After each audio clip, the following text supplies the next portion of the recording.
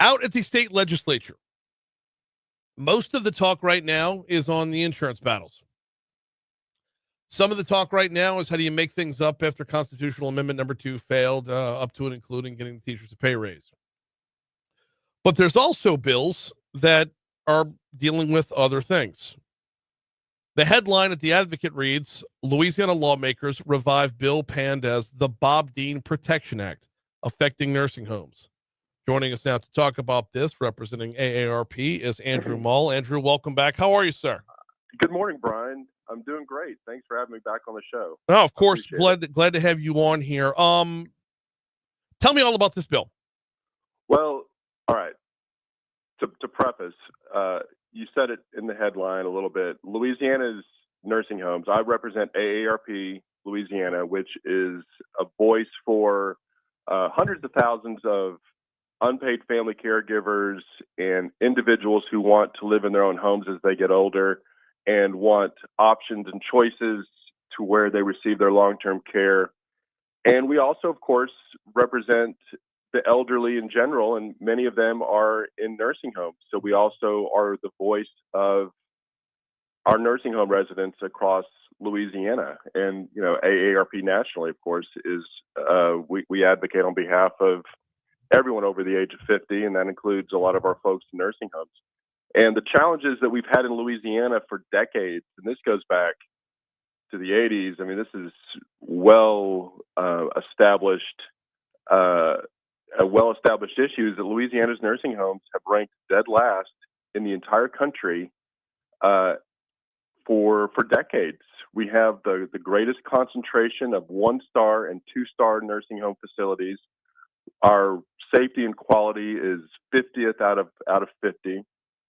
And now nursing home owners want to extend legal protections for themselves for their neglect and abuse of the elderly. And simply put, we have some of the highest rates of pressure sores. We have some of the most frightening stories about overprescription of antipsychotic medications. And we receive daily countless emails, phone calls from loved ones who are stuck, from family members of loved ones who are stuck in nursing homes, who tell us about shortages of staff and just all these horrific issues. And so this leads to a lot of lawsuits and litigation, as you can probably imagine. And a lot of these poorly managed nursing homes are getting tired of families trying to seek legal restitution and, frankly, justice. So they've been talking to some of their state lawmakers about finding ways to end those lawsuits by passing legislation that you referenced at the beginning that would do just that. So the bill in question here, if you're scoring at home, is Senate Bill 134. It's by Thomas Presley from Shreveport. Andrew, I read the digest on it, but I have not read the full 4 pages of the bill itself. The digest basically says it's changing the definition of healthcare provider and malpractice within the Medical Malpractice Act. It's modifying the definitions. How within the bill itself does it modify them to make things worse? Well, all right. So this, just full disclosure, I'm not an attorney, and there are a lot of way smarter people that have read this bill because it's very hard to understand. There's a lot of legal jargon that's in those 4 pages, and it looks very innocuous when you look at it on the surface. But our read of the bill is that right now nursing home owners right now nursing home healthcare providers are already protected from being sued for malpractice. Louisiana's had a law on the books for about 50 years that really does a good job of protecting them if there's malpractice on the medical side. We aren't the only state that does that. There are 28 states that have some pretty similar law on the books that if there's medical malpractice, you're protected under that aspect of the law. Mm-hmm. But what Louisiana is wanting to do now, and nursing homes have been talking to Thomas Presley, who you just mentioned, Senate Bill 134. What we want to do, or what the Louisiana nursing homes are trying to do, is become the very first state that would put administrative negligence. So basically, administrative assistants, nursing home owners, custodial staff, under the same protection that healthcare providers have received for 50 years, the medical malpractice part.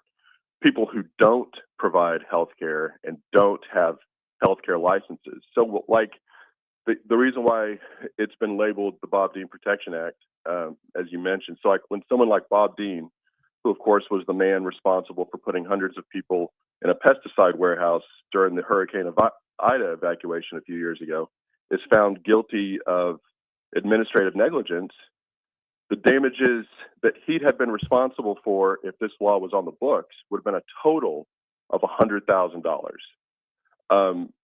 But as we know, in 2021, he was sued for millions, stripped of his licenses, and eventually pleaded no contest.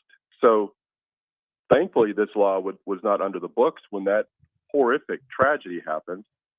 But if this bill was law in 2021, when Hurricane Ida hit Louisiana, Bob Dean would have been completely protected for his administrative negligence, without a doubt. So, I mean, that's a very specific case, an example, but we know that abuse and negligence happens every day in nursing homes. And so, whether it's somebody slips and falls, whether it's somebody is strapped to a wheelchair and suffocates and gets strangled, things that are not medical happen all the time.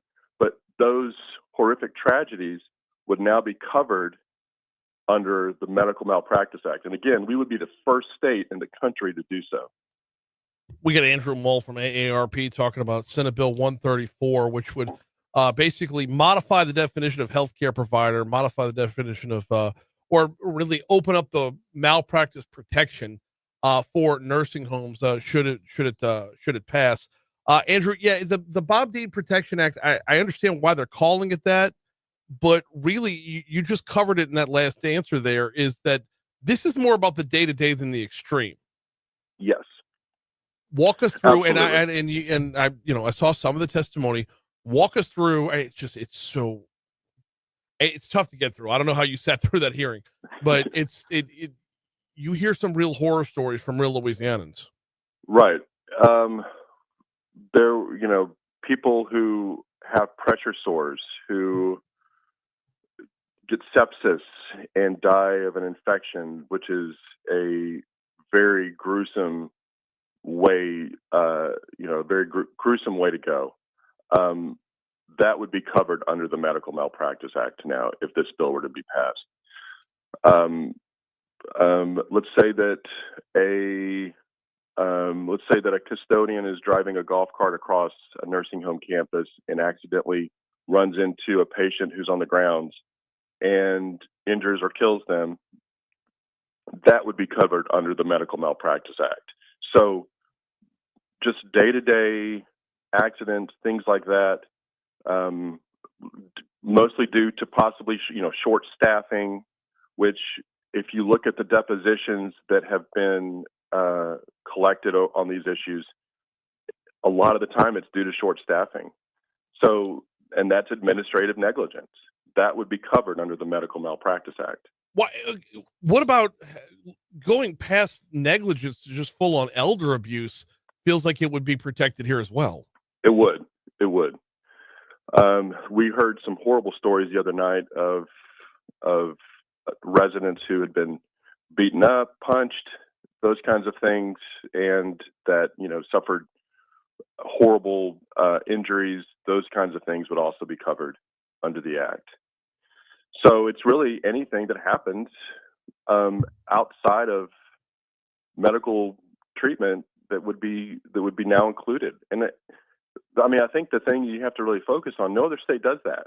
We would be the first state in the country. And I'll be honest with you, the reason why they're wanting to do this is because they're getting tired of families seeking legal restitution and justice. So this is their way of fixing that.